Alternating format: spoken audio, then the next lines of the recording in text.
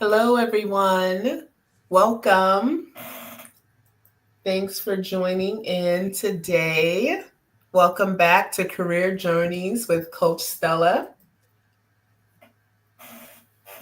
All right. Give a few minutes for folks to join in. Thank you all so much for tuning in. Welcome to season 2 of our Career Journeys with Coach Stella. I am your host, Coach Stella OC. Thank you so much for joining in today. So, our this series is near and dear to my heart as I wanted to create a space where everyday individuals come in and talk about their career journeys, their childhood, how far their career journey dates back, and just talk through, all the steps that they took to get to where they are, any barriers, challenges, everyday nuanced things that they've gone through within their journey, and any advice that they would like to share with you all as you are in your own career journeys. This month in particular, I want to highlight a particular segment of the career journey experience, and that is healing while working. Now, for many people, healing while working looks many different ways. But as we are approaching the holiday season, as we are in Q4, as we refer to it in the workplace, the fourth quarter of the year, we usually tend to see it as grind mode. We are looking at our KPIs. We are trying to make sure we finish the year strong. And I've seen a lot of things that people refer to it as, but I often see it and observe it to be grind mode. People are just getting all their final goals and initiatives off the ground to close out the end of the calendar year. But when you have that, you also have life and things that go on. And so this time tends to be a real burnout season for folks. And so I wanted to create a space where folks talk through how they overcome or manage all the things going on in their lives while showing up for work. And so I have our guest this month. We'll focus on that segment of their career journeys. And thankfully, I also have folks, experts in the wellness space that have experience working with organizations and companies throughout the globe as it relates to wellness, coming in and imparting their wisdom with us today and this month. But today, without further ado, we have Dr. Charles Enos, optimistic coach extraordinaire, coming on to not only talk through his career journey, but talk through what he's seen today as far as wellness in the workplace and impart some wisdom on us. So, Dr. Charles, thank you so much for joining in today. How are you doing?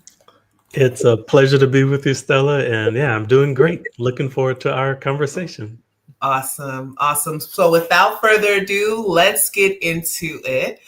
So Dr. Charles, can you tell us about yourself, your background, and anything you would like the folks to know about you as we dive into your journey? Sure.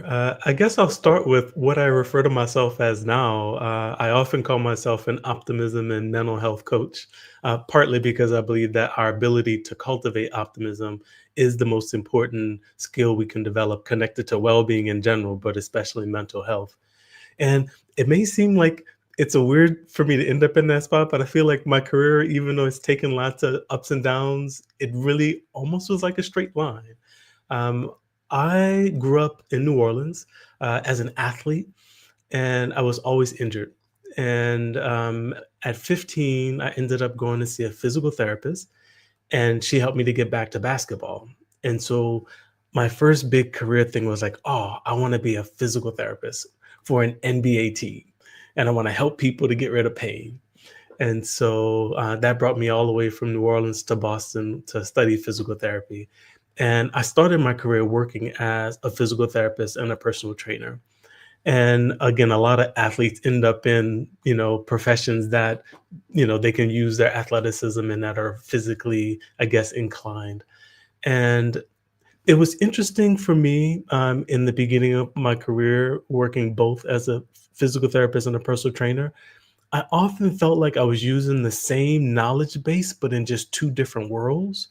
And I actually enjoyed the fitness and the wellness world a lot more than I did the rehab world.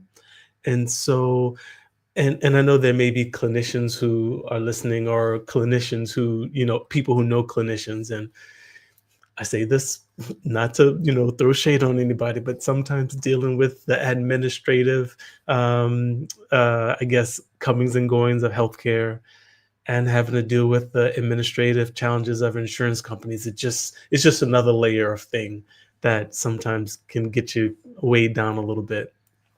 And when I compared the administrative challenges in healthcare compared to what I had to deal with in fitness, it was night and day. Fitness, if somebody likes you and they want to work with you, they just say, I want to work with you. And they just pay you, and you don't have to, only get 6 visits, and you don't have to, like, it's just really a nice, clean arrangement. And I really love being in fitness and wellness. And so, yeah, that's kind of how I started.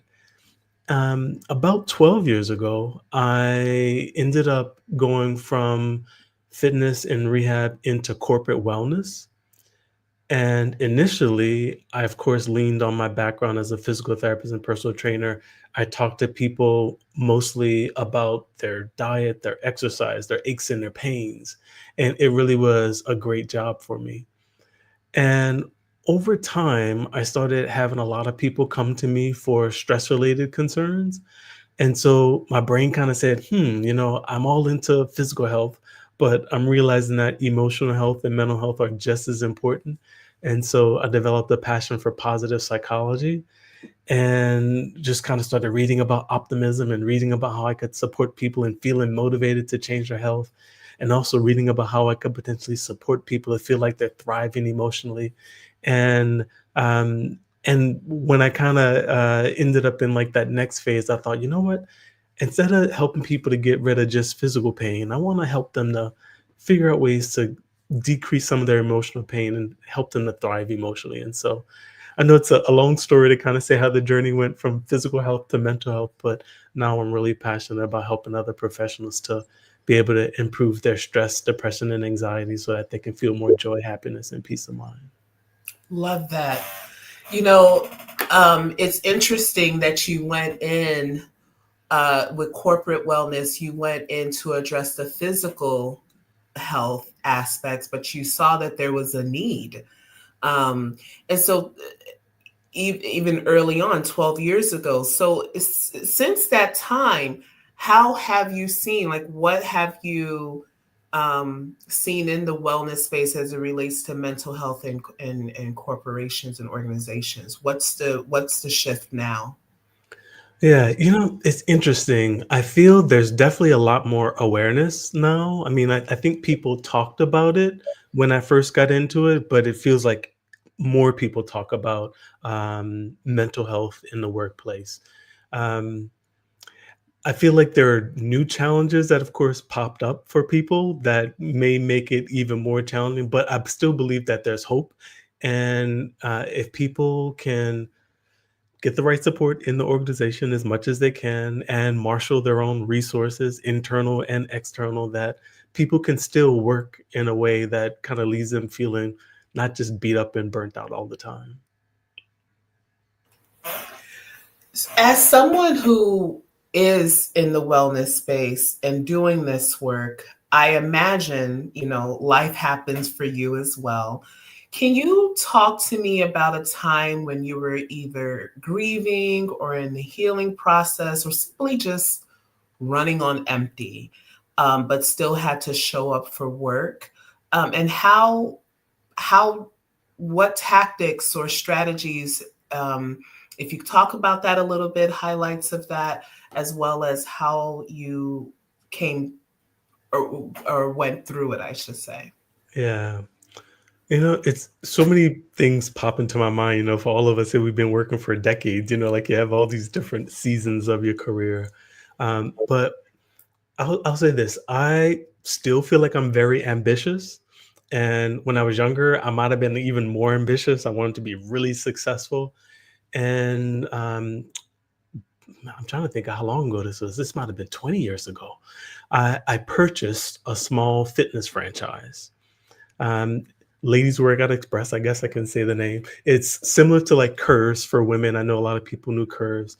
And Ladies Workout Express was a little bit more flexible. And so my thought was if I found a place that was doing decent and I could go in with my physical therapy, personal training knowledge, that I could kind of, create something that might be really innovative and also profitable. And so I started working at the gym, and of course, I was wearing all the hats. Um, I was trying to teach classes, I was hiring staff, I was doing the basic stuff like shopping for equipment and doing maintenance. And one of the things that really beat me up was payroll. Oh man, I had no idea how to do QuickBooks. And so, of course, coming from being in a clinical setting and then having to try to figure out how to do payroll and taxes, it really taxed my brain. And I was doing payroll every week. And so Saturday nights, I was just like, it was not fun. And I'm thinking about this time because I was also still seeing a couple private clients outside of the gym, and it was just intense number of hours. I was probably working like between 70 and 80 hours a week, pretty much 7 days a week. And I didn't realize at first it was taking a toll on me until one day I went shopping and I was trying on t-shirts, and I tried on a extra large t-shirt. I used to lift weights, used to be pretty muscular, and I'm like, this thing looks like a dress. Then I tried on a large t-shirt. I'm like, I'm swimming in this thing too. Then I tried on a medium t-shirt. I'm like, did they change the sizes of the shirts? And then for some reason, when I got home, I got on the scale and I was 15 pounds lighter than the last time I got on the scale. And I was like, whoa, I was just really burning the candle on every end. And my body was just like, withering away. Um, I remember being so exhausted too. There were times where I would go into the back of the parking lot with a pillow, take a nap in the car, and be like, okay, I got to just like, get 15 minutes before I go back to have to teach more classes. And so that was probably one of the most intense periods of work that I've had. And to be honest, the thing that I had to make the decision at a while that it wasn't sustainable, and it was a hard decision to decide to close the gym. And but it just, yeah, as much as I had this vision of how great it could be, when I got in there and started working at it, the numbers just didn't add up. And I it was, yeah, it was sad to kind of let go of it, but letting go of it was the thing that I need to do for my career, finance, and just, physical and mental health. Yeah, yeah. Talk to me about how you came through that process of making the hard decision to um, prioritize your own well being, but also saying goodbye to this huge goal and dream that you had. How did you come to terms with that? Yeah. I was lucky that I had a partner at the time, and, like, she was a really big support, and so that kinda was one of the things that really helped. Mm. And I do know that a lot of times people will tend to suffer in silence, and do it on their own, but, and not to say a whole bunch of other stories, but there have been times where I've suffered in silence, and I realized that, when you have that big hit, it's really, you got to lean on people. And so I was fortunate that I had somebody to lean on at that point.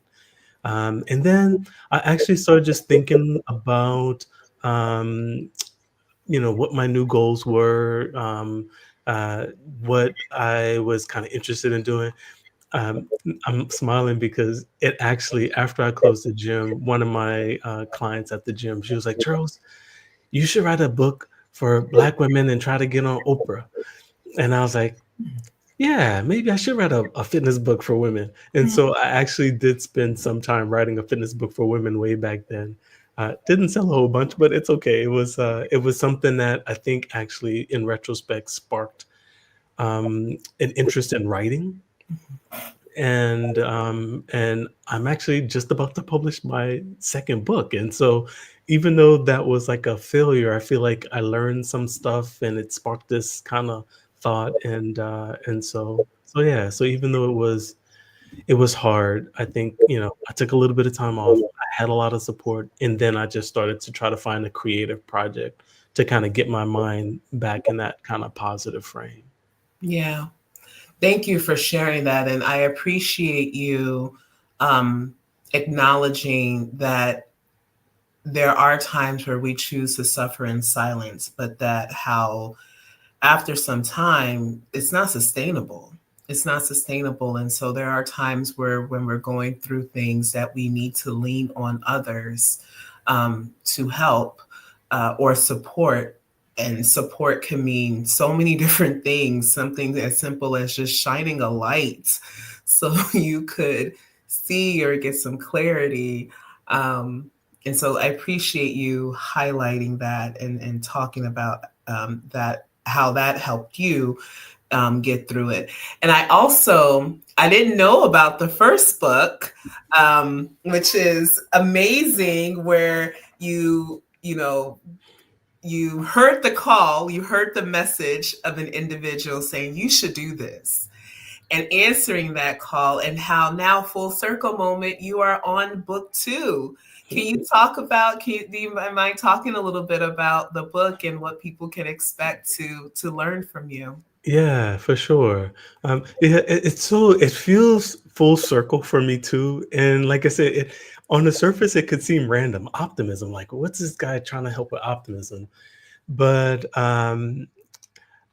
again, when I was in corporate wellness, like I mentioned, I was just trying to figure out how to help people who were coming to me with stress and anxiety. And one of the things that kind of kept popping in my mind is, there's so many things that are in common between physical health and mental health.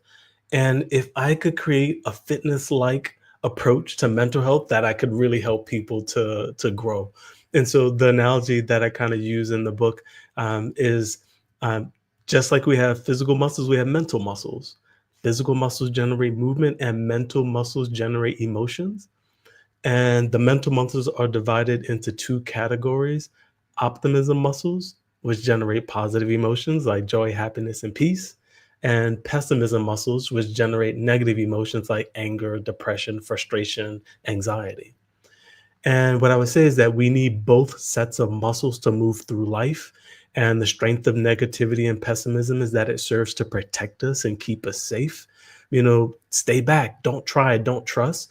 Those are all part of survival mode, and they're designed to keep us safe.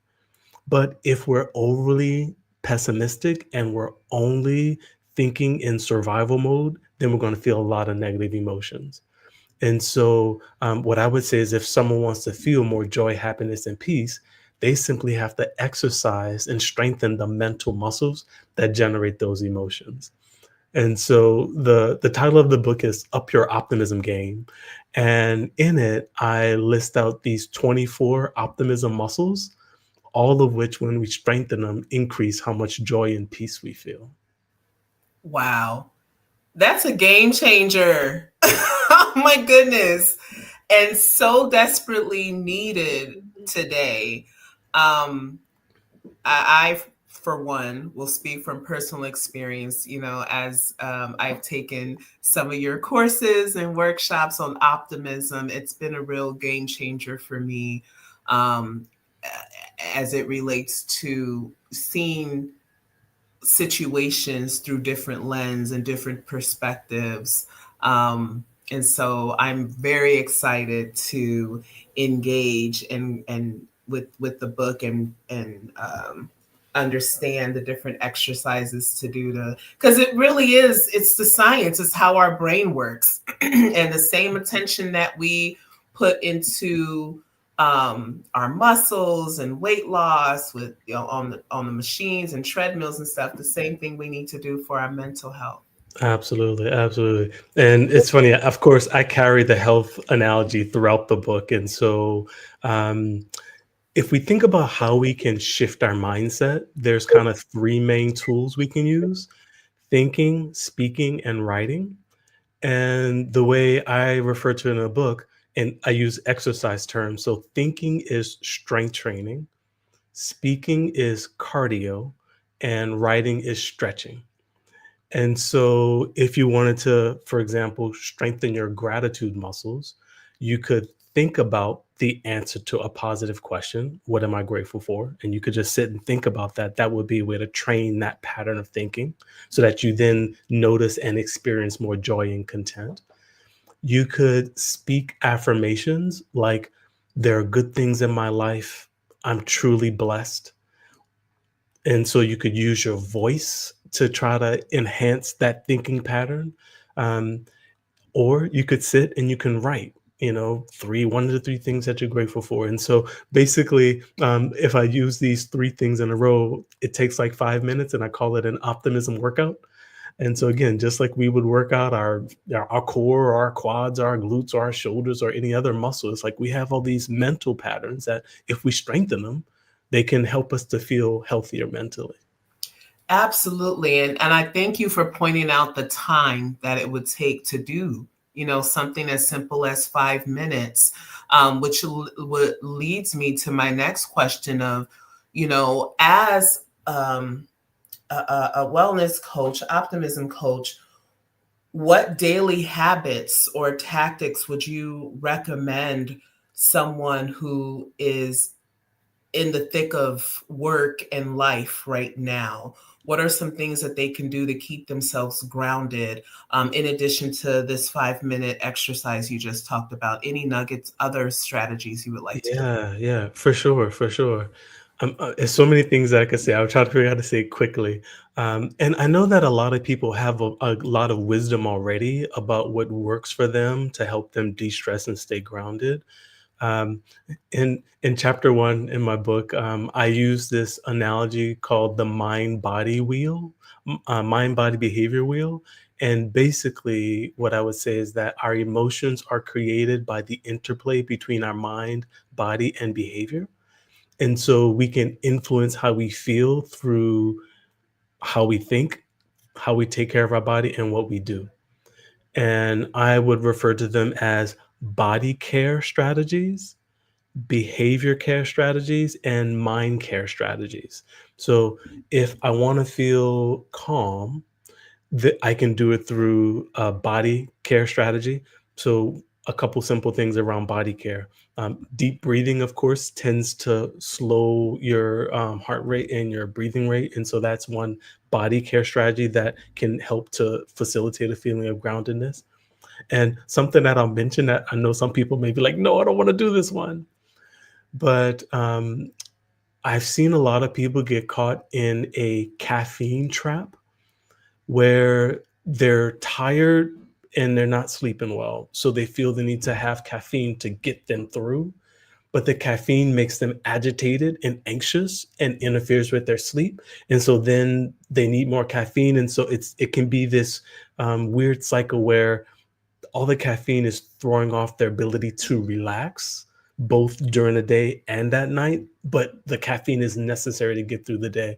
And so what I would say is, if someone's feeling anxious and stressed, that in addition to deep breathing, paying attention to how much caffeine you drink or ingest could potentially be something that just helps being grounded. So again, I'll pause there, but again, that would be from a body care strategy, things that we could do to help try to get a feeling of grounding or calmness. Absolutely. Thank you. Thank you for pointing out the caffeine intake. I think one of the things when we're in this grind mode for Q4, we're downing everything. I've known people to do pre-workout, in addition to coffee.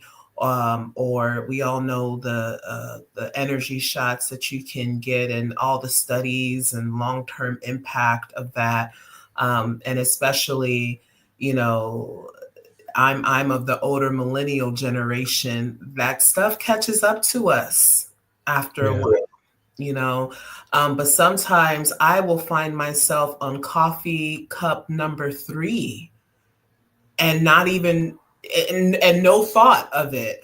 But yes, it goes down a vicious cycle. So thank you for pointing that out.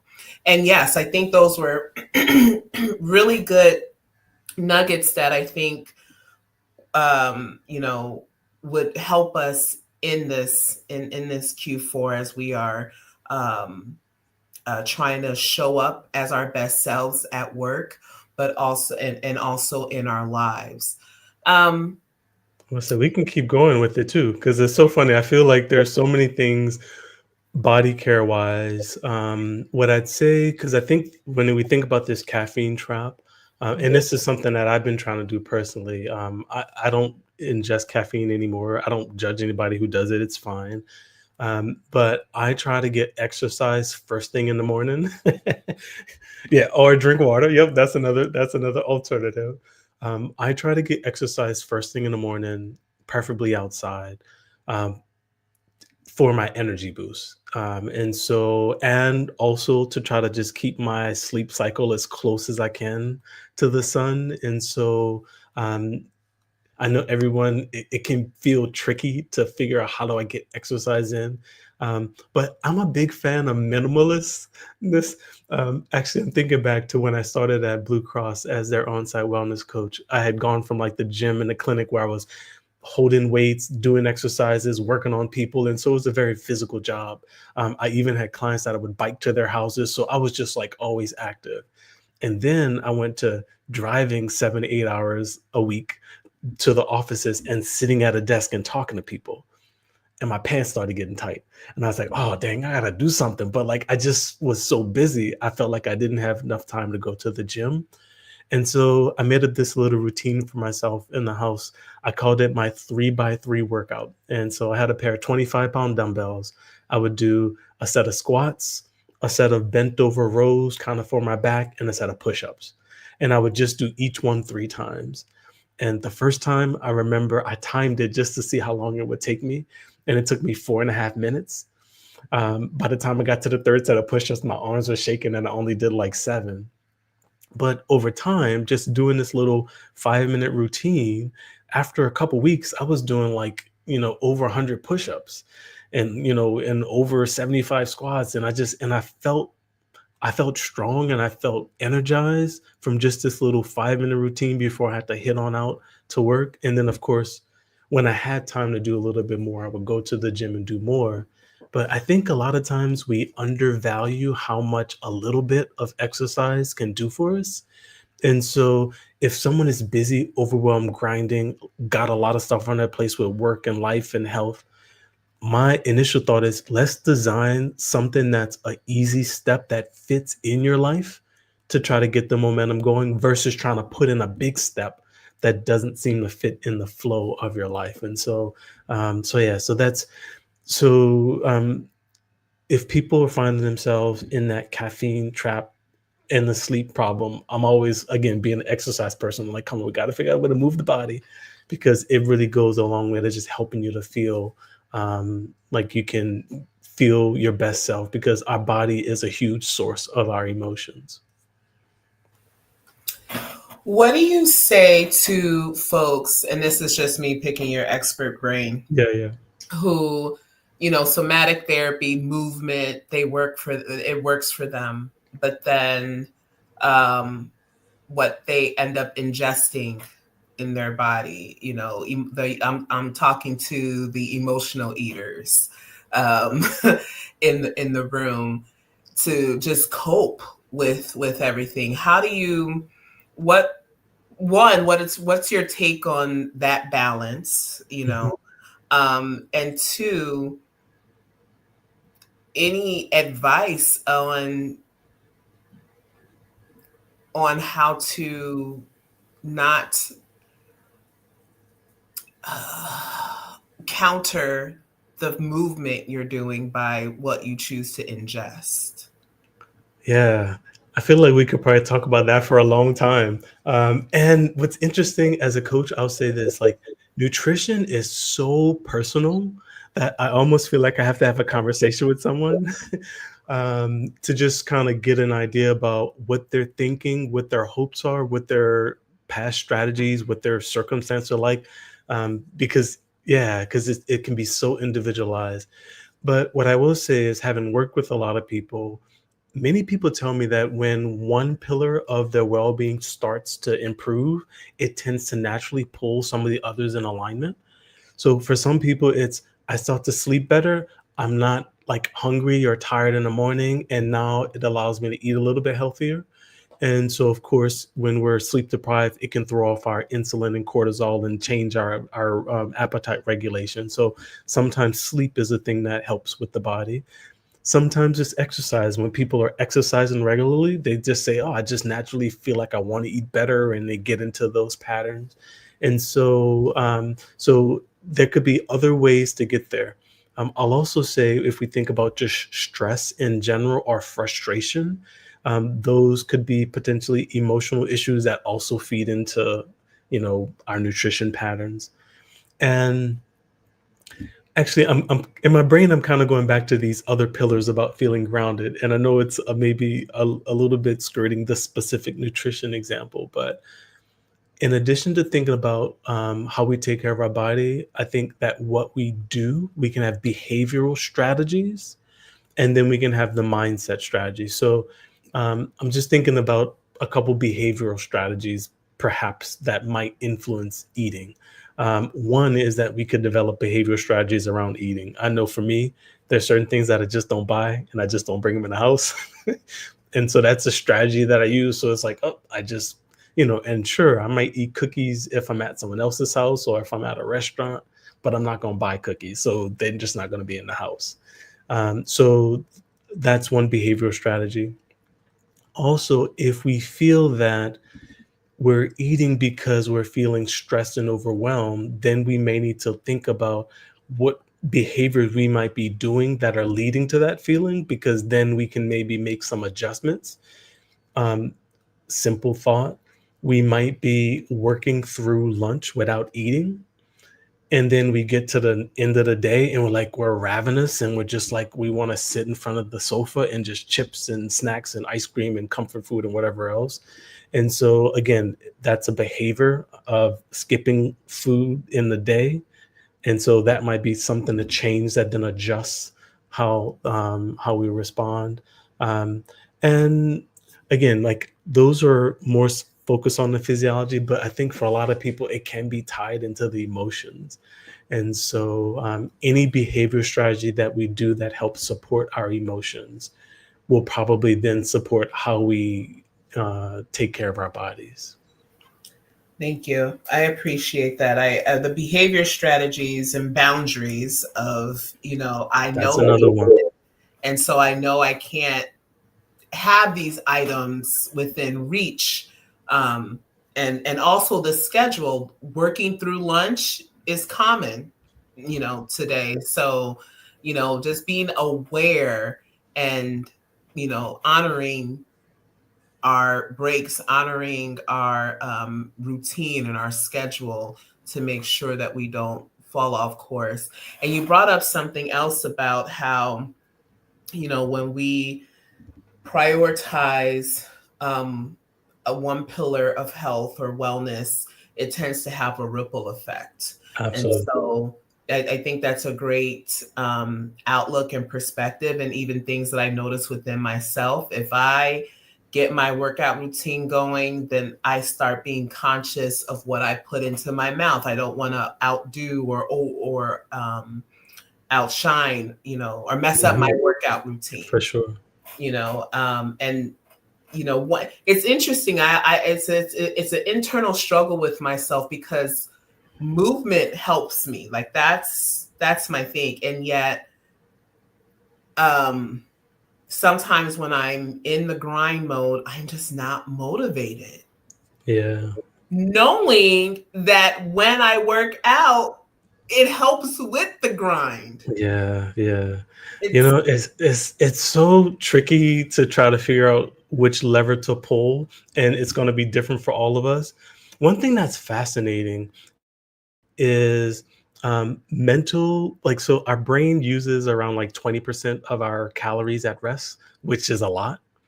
When we're focusing or stressed, it can go up to like 30 or 35%.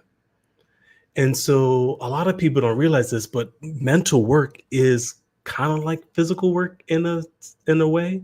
And so it's one of the reasons why I exercise first thing in the morning, because if I wait till the end of the day, it's just not happening. Just because, if you're doing a lot of thought work, it will just tend to drain you physically, because your brain just needs so much energy. And so, having said that, one thought is, can I try to get my body care in before I'm depleted, so that maybe, so I don't feel as depleted as early? Or if I'm trying to do a body care thing like exercise later, can it be tiny so that it doesn't take a lot of physical work or a lot of mental work, so it can still give me some benefit? But yeah, but the fit, and I used to say this to all my clients, like, I'm like, being busy is different from being active. And so a lot of times people get to the end of the day and they're like, I worked hard. It's like, yep, in your chair. But you do feel like you worked hard because your brain is working. And so we sometimes have to figure out how to balance that mental work with the physical work. Absolutely. That's happened to me so much. And even in the remote or hybrid workspace, I'm mentally exhausted at the end of the day, and that feeds into my lack of motivation to move. So even though I am not a morning person, working out in the morning has been proven to be the most beneficial for me. Dr. Charles, I could talk to you forever Yeah, I know, I know. about wellness, but I am cognizant of the time and don't want to keep you. As we close out today, so you talked about, it sounds like, professionally, career wise, you started off in physical therapy and pivoted into not the from the physical wellness to the mental wellness space. How would one make that pivot if folks who are interested in the wellness industry? What advice would you have for them as they look to explore and branch out? Yeah, there are so many ways that people might find themselves becoming a wellness coach. It may be that they have some type of healthcare or physical fitness, physiology background, and they just want to add coaching in. It could be that they had some health challenge that they overcame, and now they want to support other people. And so I've seen people come from all kind of different backgrounds to become coaches. Um, well, I was going to say, I currently teach coaching theory for well coaches, which is the organization that I got certified through when I wanted to get coach training. And I feel like it really gave me a foundation for how to have a conversation that would support people in feeling more motivated to make a change. And actually, well coaches is when I got introduced to positive psychology and started me thinking, oh, wow, if I want to help people to be their best versions, I need to understand how psychology works. And so that was where I got a lot of my growth. Um, I was also inspired after I went through formal coach training. And so I just would read everything I could about positive psychology and coaching. I think I was reading, like, I don't know, somewhere between like 20 and 30 books a year from different psychologists and coaches to kind of just get an idea about things that potentially could help people to grow. And it was nice that I was working with people. So as I was reading new things, I could kind of see real time. So if someone has an interest in becoming a wellness coach, I think that they could start by doing some self study and then potentially joining some nationally board accredited coaching school to try to learn some techniques to coach and work with people. Awesome. Thank you. Thank you so much. All right. So we are at our time together. Thank you, Dr. Charles, so much for coming on and talking through your journey, as well as giving some strategies and tactics for everyday individuals as they are winding down the year and getting through the workday and life. So thank you so much. Very Um, well. Yes. So I like to end all our segments with some lightning round questions, top of mind thinking. Don't want you to think too hard. Okay, Of course, I didn't give you these questions in advance because, again, top of mind thinking. You ready? let's go for it. All right. So the first question is, what's a morning ritual that you try not to break? This is going to sound silly. Well, when I was writing, it was get up and write first thing in the morning. When I'm not writing, it's get up and play Boggle with friends. Like I love Boggle. It's one of my favorite childhood games. I think I've played just about every day for the last 15 or so years. Nice. Yeah. Okay. I like that. All right. Next question. A book that has made a huge impact or a book that you keep coming back to? Ooh. You know, The Upside of Stress by Kelly McGonigal, that book, I think I read it 3 times. It really just changed how I thought about stress, and I feel like it's a book I would recommend to everyone, and of course, I tried to give a nod to, the work that she did in my own book because it's a fascinating concept that we all develop a negative perception of stress, but the negative perception of stress could be the thing that leads to the negative experience of stress. But if we look at the upside of stress, we can potentially have positive uh, uh, experience of stress. So yeah, that book really it really impacted me a lot. Oh, that sounds amazing. Thank you. All right. What song automatically shifts your mood? Oh, this one's easy. Well, there's so many, but Stevie Wonder, "Don't Worry About a Thing." And I know that it's funny, it was on the Hitch soundtrack way back when, and then when Sing came out, they sang it, and so everybody thinks of it more with Sing, but I'm like, "No, that's Stevie Wonder, that's, old school." And I just yeah, I that's the song that I don't worry about a thing. That's the song that Mhm. really just kinda gets me light, gets me joyful, and just lets me get more at ease. Yeah. Yeah. That just automatically brought a smile to my face. Stevie Wonder, period. Yeah. Hands down. And if you listen to his original song, like, it's kinda goofy in the beginning, but that's okay. I'm like, "What is he?" He's acting like he's speaking Spanish, but I don't think he's really speaking Spanish, and I'm just like, it's just so funny. I just love that song. Yeah. Yeah. Yeah. Speaking of Stevie Wonder, I was just watching a reel where there was someone is performing at a nursing home, and they played